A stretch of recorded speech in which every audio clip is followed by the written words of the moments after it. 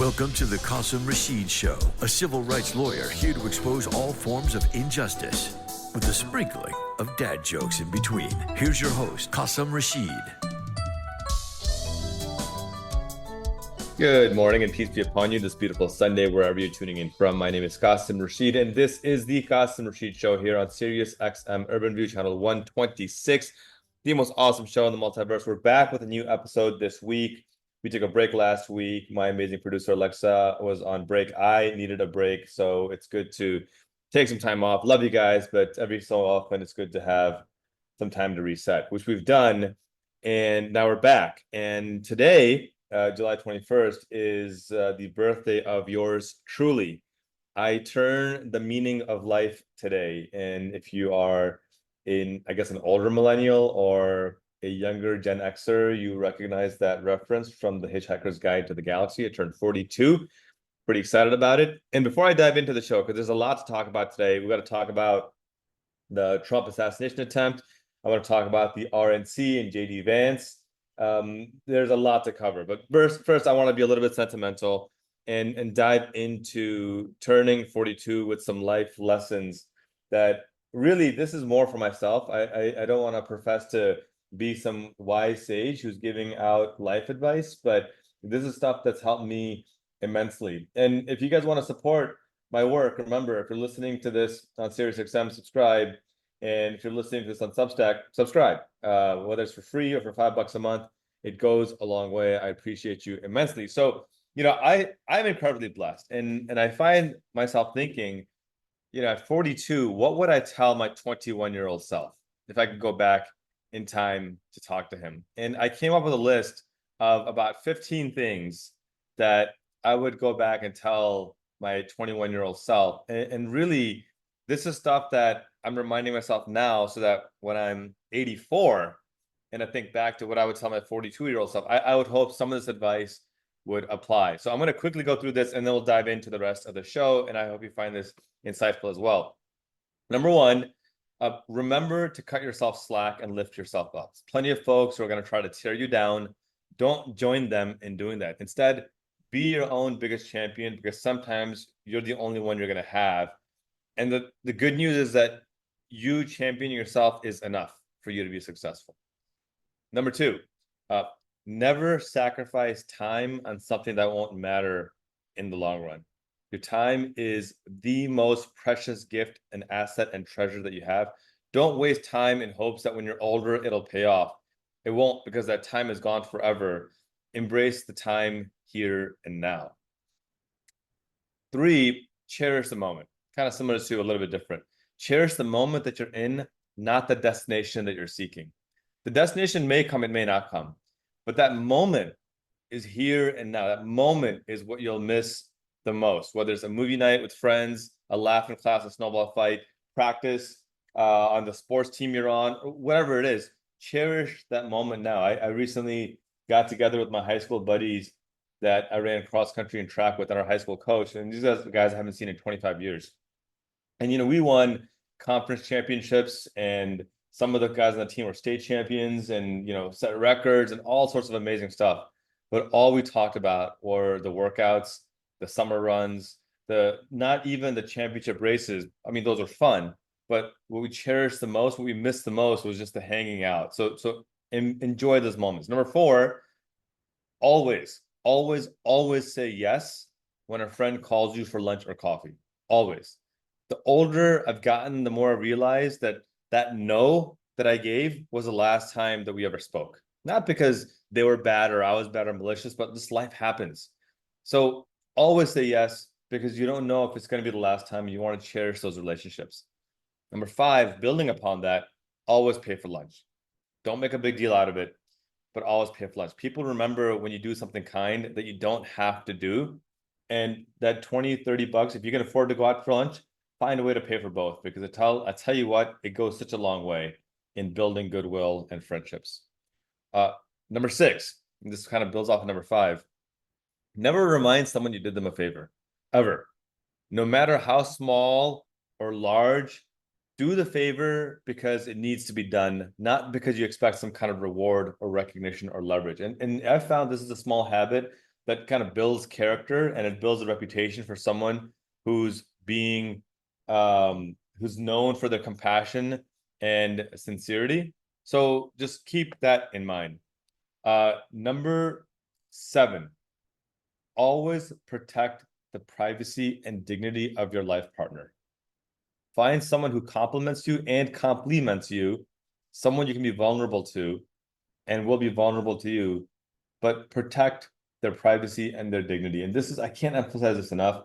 A lot, and this is, I mean, I'm turning into, Steve Harvey here with the relationship advice, but really, this is something that my wife and I have done that's gone so long and strengthening our marriage and our relationship is, even when you're upset with one another, protect each other's privacy and dignity to other people. It goes a long way towards reconciling and healing. Number 8, always treat your children with impeccable respect, especially when they screw up. How you treat them when they screw up is how they'll normalize being treated in the world. If they feel respected, then they'll respect others, and they'll command and demand respect of others, and they'll be able to recognize when someone is disrespecting them and remove themselves from a bad situation without it turning into abuse. So keep that in mind. Treat your children with impeccable respect, not just when they're doing good, but especially when they screw up. That doesn't mean that you don't hold them accountable, but it does mean that you hold them accountable in a way that maintains their respect and dignity as well. Number 9, never let your anger decide your decision-making. Speak and act soberly. There's an old adage that I love thinking about, that whenever you speak, speak sweetly. So even if you have to eat your words, you have a tasty treat. And I am guiltier than anyone of letting my emotions get the best of me, but I've done a decent job. I'm not perfect, of knowing that I'm angry and just biting my tongue and waiting until the next day, because when you're angry, everything seems rational, but waiting a day goes a long way as well.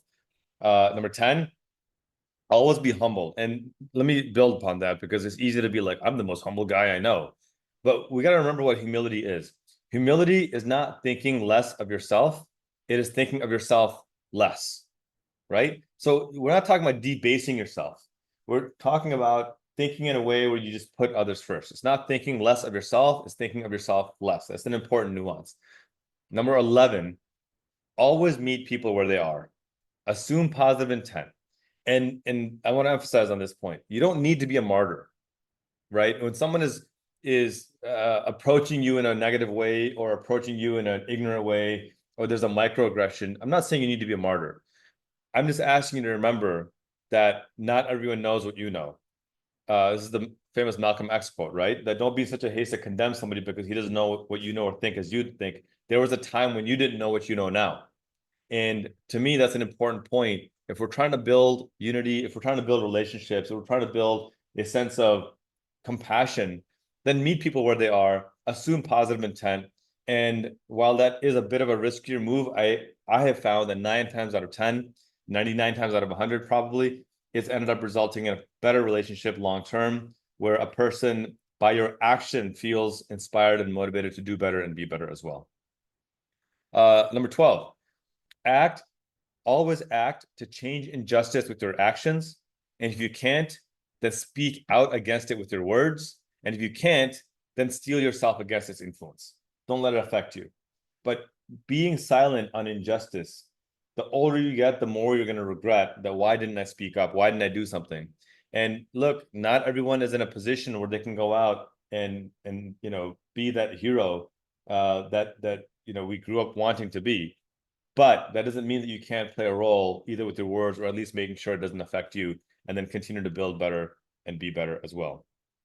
Number 13, and this part I want to emphasize, when you loan money to a friend or a loved one, even your closest family friend, even your closest family member, do 2 things. 1, always write it down. Always write down the amount loaned to them. Make sure it's in writing. Make sure they're aware it's in writing. And 2, lend with the intent that if they cannot repay you, because life happens, that you'll forget about it. Don't ruin relationships over money. Writing it down helps you guys stay aligned on what the money is, what it was for, what the expectations are. But then in your mind, loan it with the intent that if I don't get this back, it's not going to ruin this relationship. Now, that doesn't mean that you keep loaning money to somebody who refuses to pay back, but it does mean that at least in that first time, You're going to forget about it, remit it as charity. You're going to cherish people more than money. Goes a long way. Because I tell you what, there's going to be a time where you're going to need the roles reversed, and you want to have that grace out there as well. Number 14, this is going to seem a little bit dramatic, but always ask yourself the deathbed question. Will what I'm doing now in life matter to me on my deathbed? If the answer is yes, then you're on the right track and keep doing it. If the answer is no, take a moment to reflect on whether this is something that is really meaningful to you. And only you can answer that question.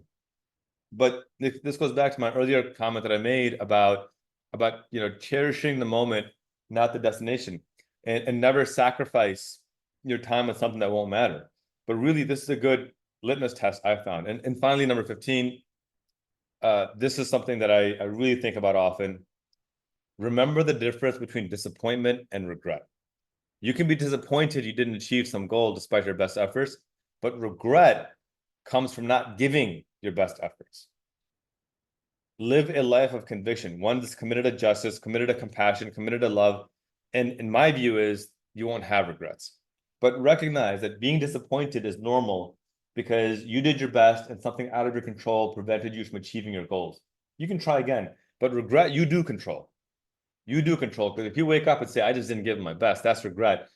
And have the confidence to know that you do control that and you can prevent that from happening. Shout out to my amazing wife, Aisha, who I cannot say enough good things about. She's been an amazing life partner for me. And a lot of what I've been able to achieve has been because of her support. And if you appreciate any of the work I do, credit to her as well. Thank you all for your amazing support on the show, on Substack. It means the world to me. Here's to the next 42 years and inshallah beyond that as well. Like I said, we got a great show lined up. When we come back, I want to talk about two things: the Trump assassination attempt, the potential talk of Joe Biden stepping down. I'm hearing murmurings and rumors. And I also want to talk about the RNC and how it's basically become a white supremacist Nazi rally at this point. You're listening to the Qasim Rashid Show here on Sirius XM Urban View Channel 126, the most awesome show in the multiverse. We'll be right back after this break.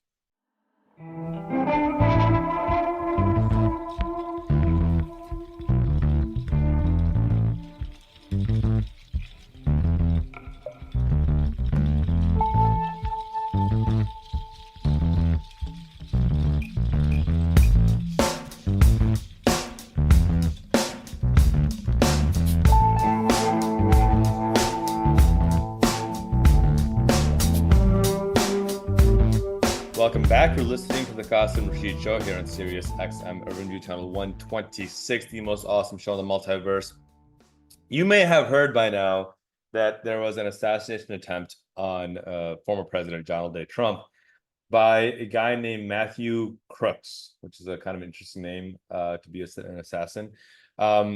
He suffered a wound to his right ear, and before I get into it, we still don't actually know what happened to him. We have no idea. I mean, there's no reports. He came out with this giant pillow bandage at the RNC that looked hilariously large and kind of dramatic, but that's just who he is. And I thought it was kind of funny that MAGA cultists were putting a fake bandage on their ear. I swear to God, it's just, what are you guys doing? But anyway, we have no idea. I'm hearing rumors that he was cut by glass. He wasn't actually hit by the bullet, that it was glass shrapnel that ricocheted off of the teleprompter or something to that effect. But the fact that there's been no medical report released whatsoever is kind of mind-blowing to me. I have friends who are firearm enthusiasts, and they're like, if this was an AR-15 and that was a bullet doesn't nick you as an AR-15. It will destroy your entire ear. There's just no such thing as it barely, hitting the part of your ear. It would rip it up. I mean, again, I'm not a firearm enthusiast. This is what folks are telling me. But anyway, I'm trying to say it's kind of insane that we don't have any idea what happened to a guy running for president. None whatsoever. It's mind-boggling to me. And notwithstanding the massive security lapse. But the conversation here is on political violence. That was the conversation that, well, are we going to become a country that accepts and tolerates political violence? where have you been? This is what this country has been for a long time, first of all. And so let's start with the disclaimer. Political violence is never acceptable. We are a nation of laws, and we seek to advance our policies with votes at the ballot box, not with violence and bullets. So that said, yes, political violence is unacceptable, but my question is this. Does Donald Trump believe that? Do MAGAs actually believe that? And look, right now, we don't actually know the motivation of the shooter, Thomas Matthew Crooks, but it to me is just fascinating, beyond fascinating to watch the party running on the platform of pardoning the violent and deadly January 6th insurrectionists, who wants to violently round up and deport 15 to 20 million immigrants, who is happily funding the genocide in Palestine that has killed up to 186,000 people per the Lancet, who is celebrating the Supreme Court's ruling to expand presidential immunity to include the killing of a political opponent as an official act, is amazing to me to watch this party suddenly clutch their pearls at political violence and feign outrage and wonder, geez, how did we get here? Like, do they have no self-awareness? It's a remarkable fact to watch a party who has incessantly mocked the attempted murder of Paul Pelosi, who, as you recall, is the husband of former House Speaker Nancy Pelosi. It's incredible to watch this party have these glorified car decals of President Biden being kidnapped and bound and gagged, and Donald Trump tweeting out that video. A man who has called Democrats traitors who deserve the death penalty, a man whose Project 2025 founders claim that, quote, the country is in the midst of a second American revolution that will be bloodless if the left allows it to be. For these folks to wonder, how did political violence happen is, again, just beyond me. Absolutely beyond me. It's just the height of hypocrisy. And that's not all. I mean, it is beyond comprehension to watch a party who has passed dozens of stand your ground laws to justify murdering civilians and escalating conflicts with violence, conflicts, by the way, that disproportionately kill Black and brown people, rather than de-escalate them through diplomacy. A party who has passed dozens of anti-protester laws, which justify running over peaceful protesters with vehicles rather than allowing them to disperse peacefully. A party that expands access to weapons of war even after mass shootings, even for people who have absolutely no business owning a firearm, even as guns have become the leading cause of death for children in America. For that party to now express outrage at political violence we've witnessed this week is just the height of hypocrisy. Look, I'm an eternal optimist. I hope this is a wake-up call for MAGAs that the last decade of violence and the violent rhetoric espoused by Trump and the MAGA movement has been unacceptable. But again, I want to emphasize, I'm not just making it up. I mean, Trump and the MAGA movement have been the source of political violence in the last decade. A 2020 study by ABC News documented that as president, Donald Trump inspired at least 54 acts of political violence even before the January 6th insurrection. 54 acts. And you might be wondering, well, okay, what's that relative to? How many acts of violence have the previous presidents inspired? Well, ABC studied that and found that the past 4 presidents combined inspired exactly 0 such acts of political violence. 54 by one guy in 4 years, 0 by the last 4 presidents in the last 20 years combined. And another study found that Trump's vile tweets against Asian Americans resulted in anti-Asian hate crimes directly because of his tweets. Now this man is surprised about the rise of political violence? Give me a break. So look, while I'm an optimist, I'm also a realist. So I have very little faith that this MAGA movement or Donald Trump will have any kind of come to Jesus moment. I'm certainly not one to reform and rehabilitate who they are. This is why it is more critical than ever before for us who are committed to political progress, committed to democracy, committed to humanity, to elevate our efforts, to organize, to volunteer, to elect people committed to that justice and democracy. And look, our country has suffered through political violence before. This is not new.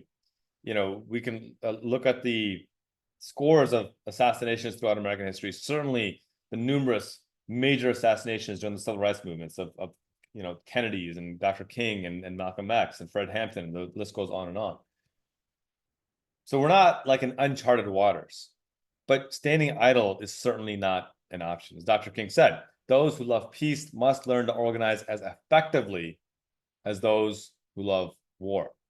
And MAGAs have been explicitly clear that they believe in political violence.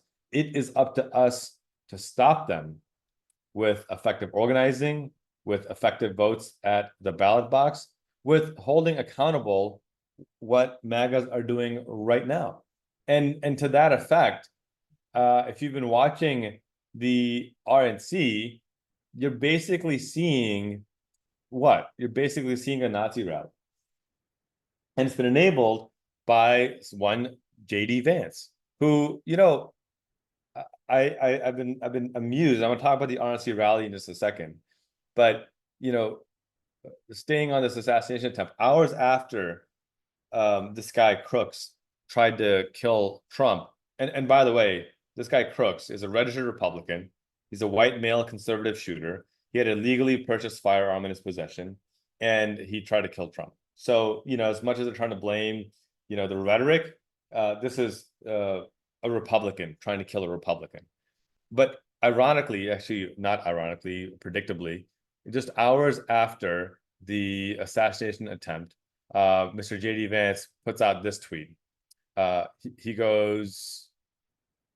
goes, today is not just some isolated incident. The central premise of the Biden campaign is that President Donald Trump is an authoritarian fascist who must be stopped at all costs. That rhetoric led directly to President Trump's attempted assassination. End quote. Right?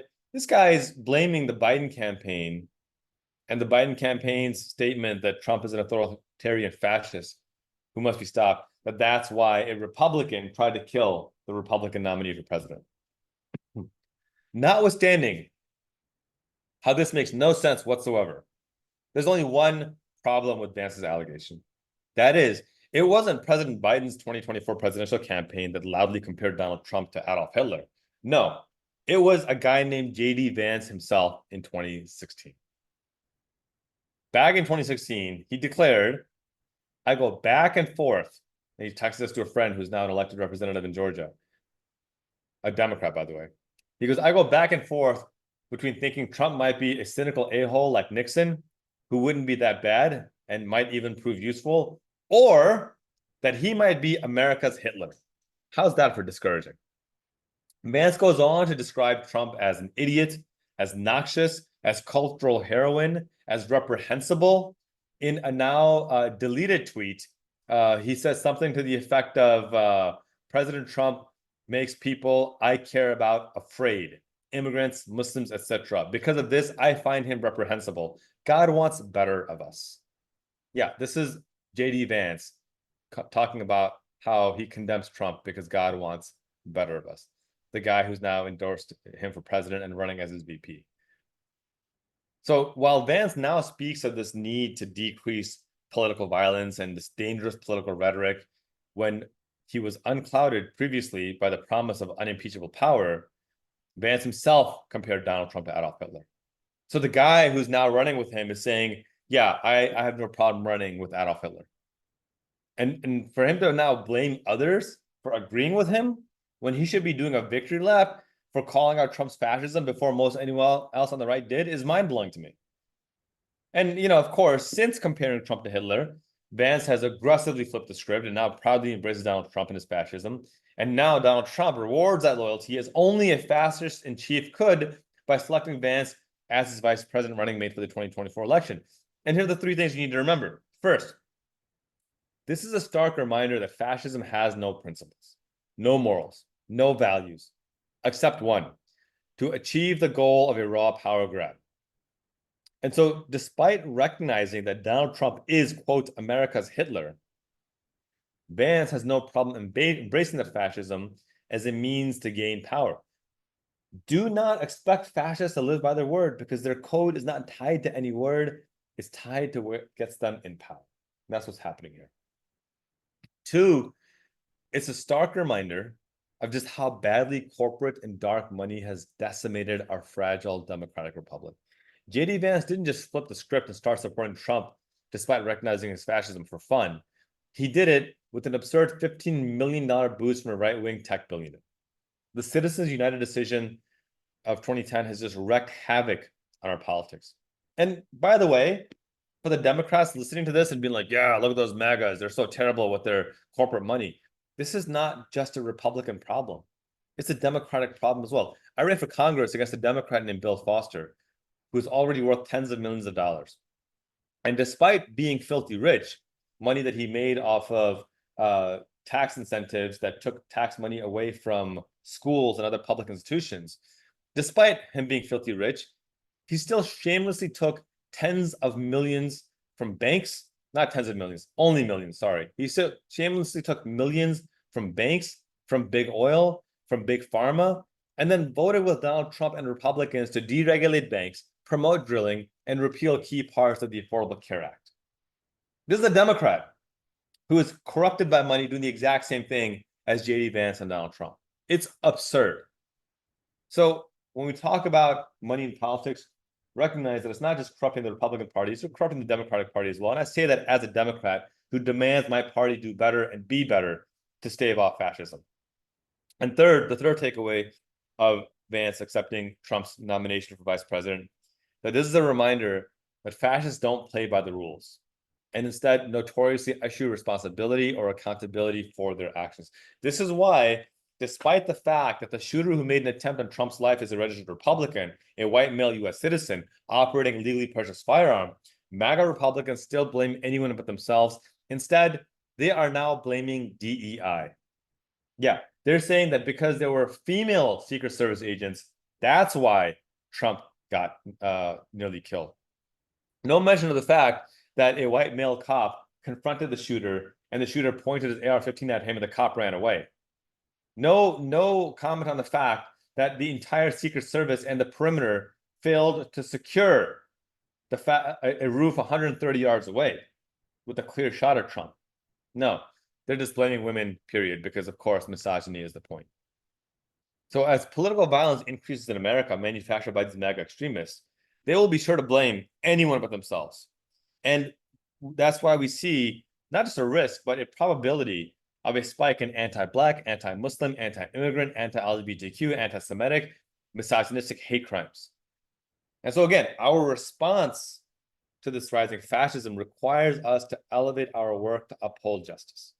We cannot simply win by voting on election day. We must activate, we must organize, we must register American citizens to vote who have not voted before. We have to get people off the sidelines. We have to stop enabling politicians who are funded by billion-dollar corporations instead of the American people. J.D. Vance is just another addition to the Project 2025 manifesto. It's a fascist manifesto. I'm going to talk about it in a little bit. Vance should be careful. I heard the last guy who had his job had to quit after he was almost hanged on Capitol Hill. Was that old saying that, whenever there's a vacancy, always ask what caused the vacancy? And so by accepting Trump's invitation to be his new vice president, Vance himself has committed to electing, according to his own words, America's Hitler. Indeed, how is that for discouraging?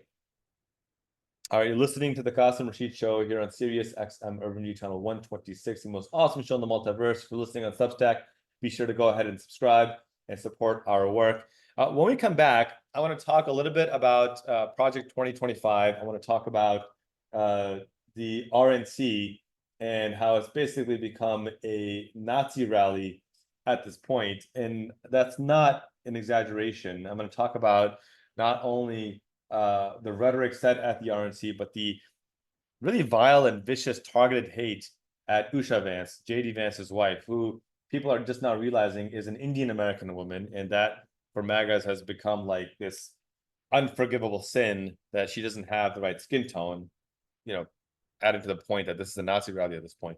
And I want to talk about what's going on with President Biden, because the rhetoric and the push has increased significantly over the last 2 weeks.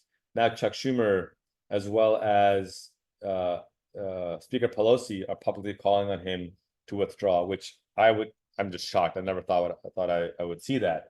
And then the last thing I want to talk about is this week, Netanyahu, accused war criminal, is going to be addressing both sessions of Congress, the House and the Senate, which I find is outrageous. But we'll talk about that as well. You're listening to the Qasim Rashid Show here on Sirius XM Urban View Channel 126, the most awesome show in the multiverse. We'll be right back after this break.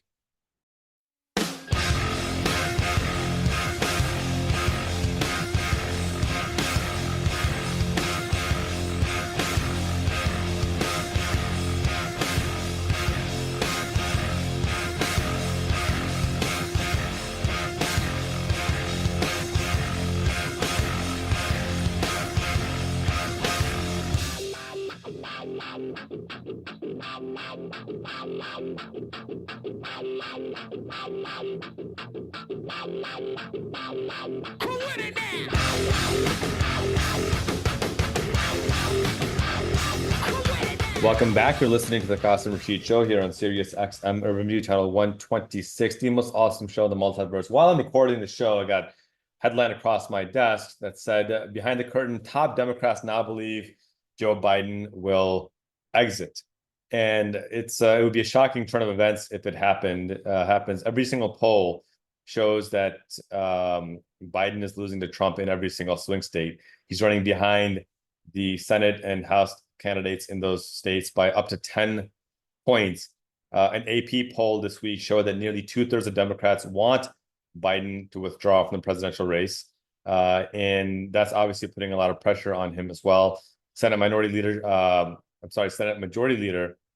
Chuck Schumer has told Biden that it would be best if he dropped out. Pelosi has told him that if he does not drop out, it could destroy the Democrats' chance of taking up the House. A major PAC has withheld $90 million to figure out what's going to happen before they invest. And Biden could also rely on President Obama to speak up, and even Obama's been silent about it as well, as Obama's former aides have trashed Biden in public.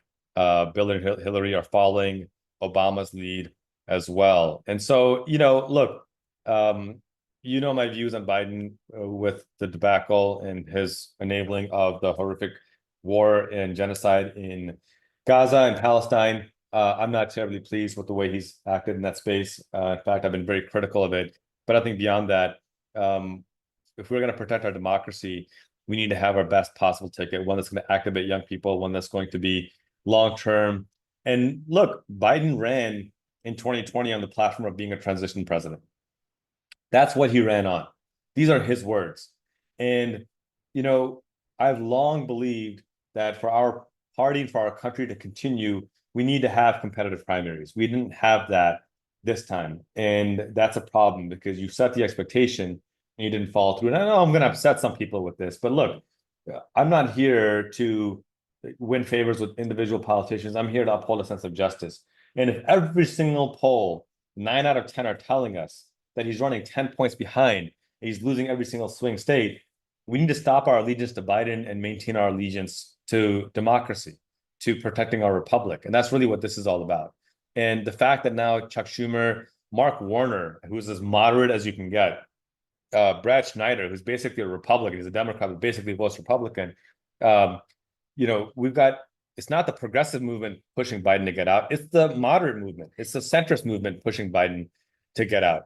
And I think, for as stubborn as the centrist movements have been in the past, for them to recognize the existential threat of Donald Trump and take the initiative, I give credit where due. It's a good thing that they're having these conversations. It should have happened last year.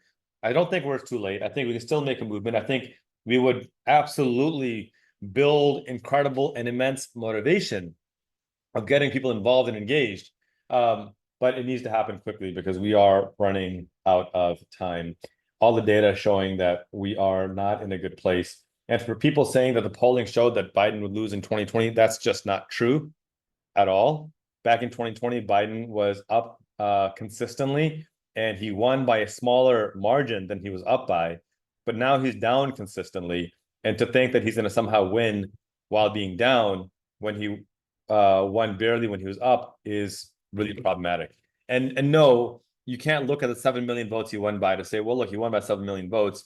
Popular votes don't matter in the same way in a presidential election. Electoral votes matter. And you can look up the exact math, but in those swing states, if about 130,000 people had voted the other way, we would have a Trump reelected president. Despite winning by 7 million votes, despite Biden winning by 7 million votes, if 130,000 votes had gone the other way, Trump would have won re-election. That's how close it was. That's why Trump was looking for 12,000 more votes in Georgia, because that's how close it was to flip those electoral votes. So, for me, this is about preserving our democracy long term and being honest about what the long term of this party is supposed to be. And it cannot be one where we ignore the facts at hand, because what we saw at the RNC in what we're seeing in Project 2025 is a snapshot of just the overt bigotry and racism that we will see if we allow another Trump presidency. And let me just kind of do a quick overview. The RNC, what we saw was an overt call for mass deportation. They had literally handed out signs saying mass deportation now. Governor Greg Abbott called from his speech about how Trump is going to come and arrest all these criminal illegal aliens and deport them. We're talking 15 to 20 million people that they want to violently arrest and deport. They want to talk about getting rid of birthright citizenship. So if you are born in the US and your parents weren't citizens at the time, you would have your citizenship stripped away and you'd be deported to a country you've never been to. This is the absurdity of what they're talking about. They're talking about, Peter Navarro, who just got out of prison and got the loudest cheer out of anybody else, about accusing illegal aliens of, quote, stealing black, brown, and blue collar jobs. What's a black collar job, Peter Navarro? What's a brown collar job? What the hell are you talking about? And this is all on building up to the overall and the repeated promotion of the Great Replacement theory, a white supremacist theory that alleges that non-white people, and I'm going to describe it as according to a Jewish organization, If Not Now, they tweeted this out, that mainstream Republican politicians took to the RNC stage to promote the white supremacist and anti-Semitic Great Replacement theory. They said, quote, the Great Replacement theory alleges a conspiracy between Jews, Democrats, and the, quote, deep state to replace white Christian Americans with a new voting public made up of immigrants. This theory inspired the Tree of Life synagogue shooter and the Buffalo supermarket shooter, and is what the Charlottesville neo-Nazis were referring to when they chanted Jews will not replace us. Simply put, it is an incitement to mass killing. And Senator Rick Scott of Florida, Representative Elise Stefanik of New York, Representative Steve Scalise of Louisiana, and Senate candidates Kari Lake of Arizona and Bernie Moreno of Ohio spouted this noxious call for violence. Not to mention, both Donald Trump and J.D. Vance have done the same in the past. This was the RNC stage. And by the way, they continued. They accused a Sikh speaker who is herself a MAGA extremist. They accused her of witchcraft and demon prayer because of her prayer invocation as a Sikh American. They demanded that she be deported. This is how MAGAs are treating brown MAGAs. They accused J.D. Vance of opposing white identity because his wife is Indian and he has mixed kids. We're going to talk about them in a second. And by the way, there were zero rebukes from GOP leadership to any of this racism and white supremacy. It was celebrated. It was embraced. It was elevated. They're making money off of this. The 2024 RNC is indistinguishable from a KKK convention or a Nazi rally. Indistinguishable at this point. Prove me wrong if you could. And this is what we're facing if we don't win this election come November. If you've been following my Substack, you know I've been writing extensively on Project 2025 and just their overall fascist agenda and fascist manifesto. But this is the reality of what's happening, and they're coming for their own people. Once MAGA realized that J.D. Vance's wife is Indian, they went nuts. And this is not surprising because since Donald Trump launched his political career on the racist birtherism attacks on President Obama, racism and white supremacy have defined the MAGA movement. And that racism has violent consequences. I mentioned earlier that Trump's vile tweets targeting Asian Americans resulted in massive hate crimes. And this is why J.D. Vance himself said, again, Donald Trump makes people I care about afraid. Immigrants, Muslims, etc. Because of this, I find him reprehensible. God wants better of us. Apparently, God doesn't want better of us anymore. Because now, as the American Hitler, as Vance likes to call Trump, taps Vance to be his VP, his wife, Usha Vance, comes into the spotlight as a potential future second lady. Usha is a Yale Law graduate. She clerked for Justice Roberts. Justice Kavanaugh is now an accomplished corporate lawyer. She even, as the New York Times put it, helped Mr. Vance organize his ideas about social decline in rural white America. By all accounts, she has been vital to advancing not only J.D. Vance's racism and claims of white supremacy and grievance, but intimately supported a rogue MAGA Supreme Court rife with corruption to advance Project 2025. She should be a MAGA hero for advancing the MAGA agenda of racism and white supremacy. But there's only one problem for the MAGA crowd, one fatal flaw that she has. She's not white. She's an Indian American and daughter of Indian immigrants. And that grotesque racism and white supremacy that has defined the MAGA movement is now coming for her. No sooner did Trump tap Vance to be his VP, but the MAGA racist outrage machine went into overdrive, led by none other than avowed white supremacist Nick Fuentes. Fuentes, you'll recall, is the white supremacist, anti-Semitic, Islamophobic, xenophobic extremist who visited Mar-a-Lago, had dinner with Donald Trump, and Trump never disavowed him. In fact, the GOP never disavowed him. He complained on his podcast about J.D. Vance. Who is this guy, really? Do we really expect this guy, who has an Indian wife and named their kid Vivek, to support white identity? I mean, they're just saying it out loud. Even prior to accepting a spot on the ballot, the MAGA crowd condemned Vance for daring to have mixed-race children with Indian names. And by the way, that same hatred is coming for Usha Vance. Prominent MAGA tweeted out an image of Vance and his wife and their newborn child, saying, I'm sure this guy is going to be great on immigration. Another one talked about how it's a, quote, damn shame that Republicans became the very thing they swore to destroy. They're supposed to destroy the third world, not join it. It's a picture of Vance with his Indian wife and mixed children. That's what they're afraid of. The fact that an Indian woman married a white man or a white man married an Indian woman. This is just overt racism and disgusting white supremacy being targeted at Usha Vance. And I'm not defending, or I'm not saying we should feel sorry for Usha. She knew what she was getting into. She's a grown person. She made a decision. But I find it helpful that MAGAs are now openly acknowledging that the Republican plan is to destroy anyone non-white, because now at least we can drop the pretense that the policies are based on some sort of noble values, but instead recognize that they are in fact based in overt fascism. It's no surprise, therefore, that other MAGAs are trying to, quote, make eugenics great again, end quote, claiming that maybe Usha is actually acceptable because she has more European physiognomy. Yeah, that's a eugenics term about her facial features, that they're European, so therefore she's okay. And they talked about her bloodline as well. It's just disgusting rhetoric. And to be sure, like I said, Usha isn't the only Indian woman berated for the crime of being Indian. A Sikh American was called to be deported and called, she was a witchcraft and pagan blasphemer and demon prayer. Who can forget that Ann Coulter said to Vivek Ramaswamy's face that she would never vote for him because he's Indian, no other reason, because he's Indian. And, you know, like as a South Asian myself, it's so painful to watch South Asians debase themselves at the altar of MAGA white supremacy. Usha Vance has arguably done more than most anyone to flex her MAGA credentials. She diligently worked for a corrupt MAGA Supreme Court. She diligently supported the repeal of affirmative action, undermined abortion access, devastated environmental policy, decimated democracy with expanded presidential immunity, helped get her husband elected to the US Senate on white grievance, which, while he was funded by corrupt billionaires who have made no secret about advancing white supremacy, yet none of that matters to MAGAs who see her skin color as an unforgivable obstruction to white identity and her mixed children as an open attack on white posterity. She just does not have the complexion for protection.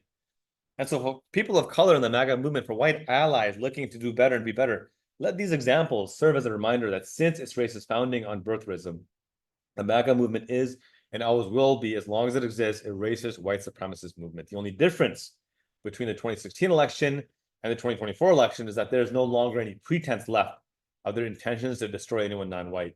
So if we hope to preserve our democracy for all people, it's imperative we reject this MAGA hate Because, as J.D. Vance reminds us, God wants better of us. And at least on that one thing, we agree. All right. I wanted to close out by talking about this absurd invitation to Netanyahu to speak this week to Congress. I'm flabbergasted why anybody thinks this is a good idea, but it just shows how corrupt the system actually is. He will be addressing U.S. Congress on June 26th. A letter is public bearing the names of all four leaders of Congress: Speaker Johnson, Minority Leader Hakeem Jeffries, Majority Leader Schumer, and Minority Senate Leader McConnell. This will be Netanyahu's fourth address to Congress. He previously addressed Congress in 96, 2011, 2015, and now, of course, in 2024. And I wanted to just close out by giving you an overview of what to expect as American leadership proudly invites a man credibly accused of war crimes and genocide. Because Netanyahu will spend his remarks undermining peace, undermining justice, spewing misinformation and disinformation about his policies and about the Palestinian people. And his lies are going to cover at least 5 areas. One, lies about the origins of the siege on Gaza. He will claim that all was well on 10/6 and Hamas attacked Israel without warning or cause other than hatred of Jewish people. And as I've written before, we cannot understand 10/7 unless we first recognize the ground realities leading up to 10/7.